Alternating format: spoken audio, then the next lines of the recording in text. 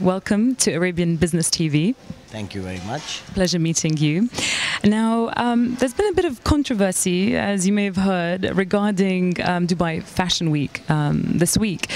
Now, according to some designers, the organizers behind Dubai Fashion Week did not actually confirm the attendance of certain buyers.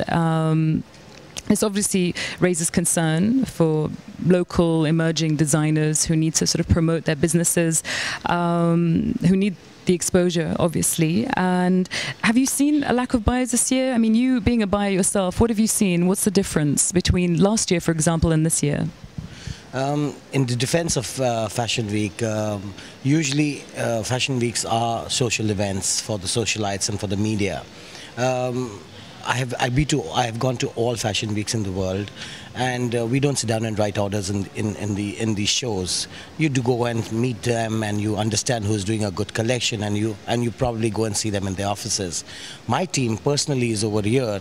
Over the last 2 days, they have identified about 3 or 4 designers. There's a designer called Mimi, a local Emirati designer. Brilliant stuff. They are very excited about it. There's an abaya designer which we would like to bring into Iconic. So their buyers are there, and I think so. I've seen David here, and I'm presuming that there are buyers over here. Could you please tell me a little bit more about Splash and Iconic as a brand? With DFW, we have associated ourselves in 2 categories over here, both the brands. We have an emerging talent category, which 4 or 5 designers come and show on this platform, and Splash sponsors them. Iconic, we use this platform to actually show what our business is all about.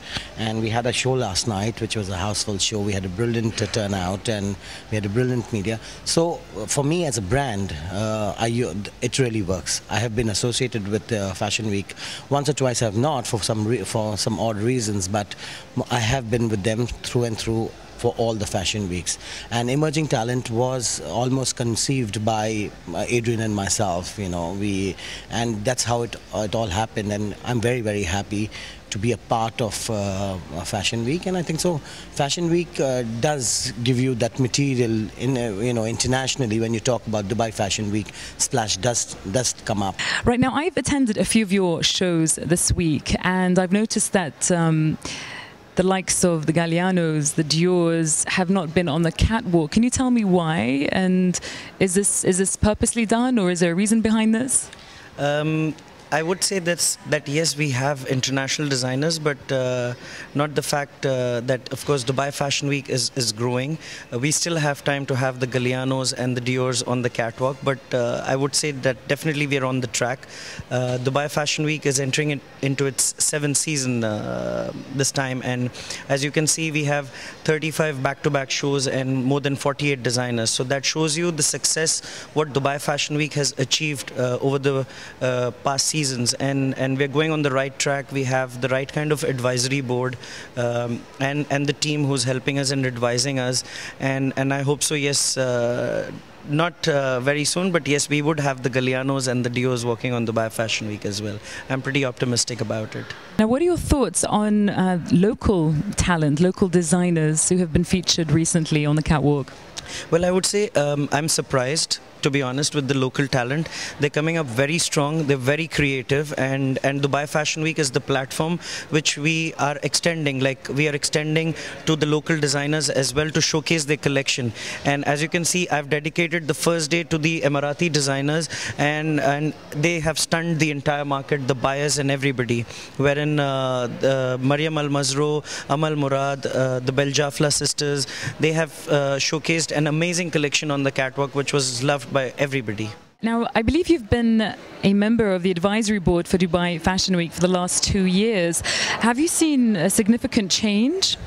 There has been a gradual change, not dramatic or significant as such, but there has been a gradual change for the better. You have to understand our geographical positioning, where we are here in the middle of the Middle East. It is a difficult spot for international and foreign designers to come to. But as I've been working with the board, I have seen a very positive change in the right direction. Well, especially since the financial crisis hit the local market. What are your thoughts on that? Well, absolutely. What has happened is everywhere else, it has affected every sector of the economy, fashion including.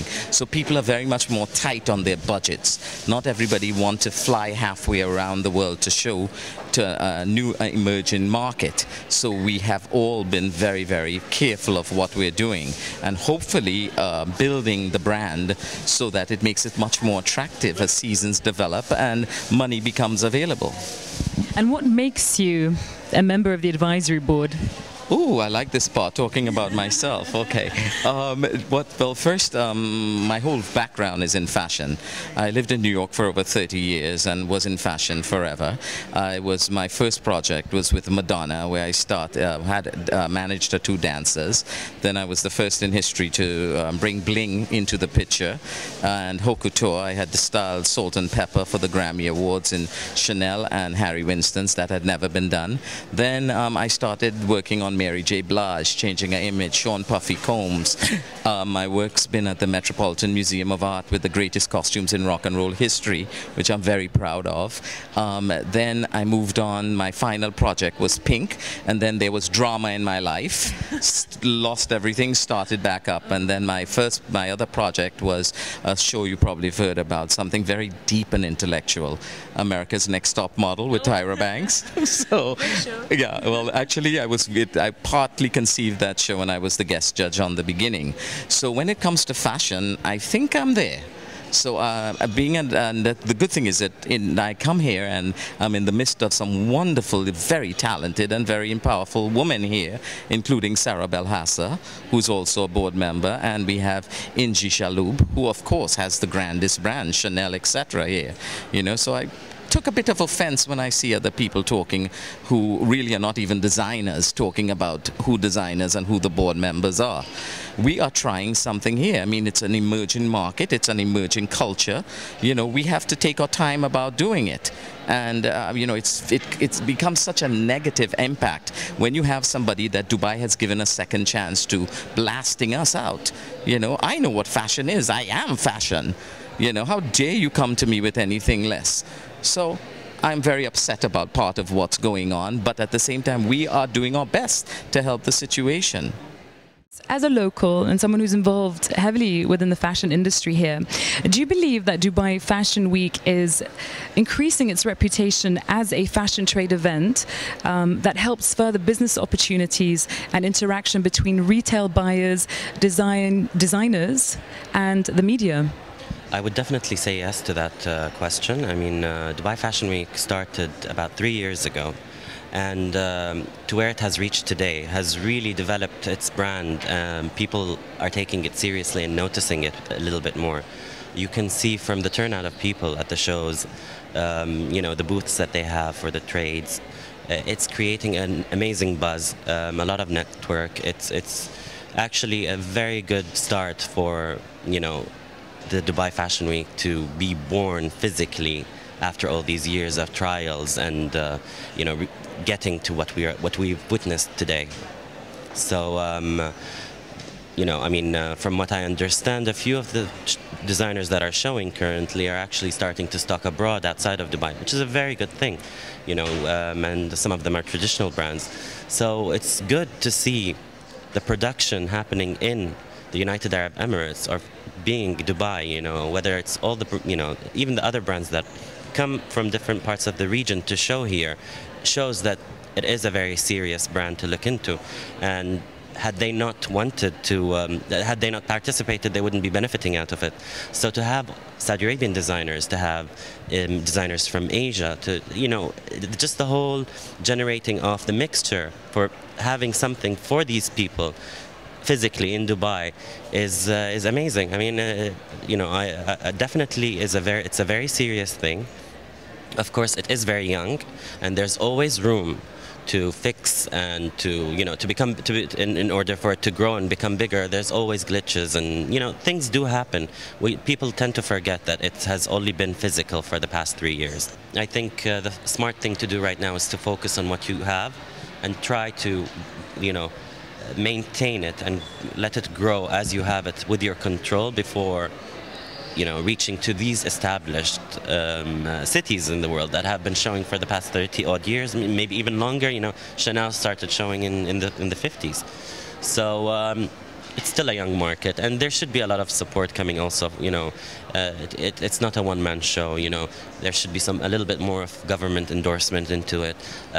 We should definitely consider having a fashion council in the United Arab Emirates. We have a design school now, so slowly, inshallah, I think it will reach to where it needs to be.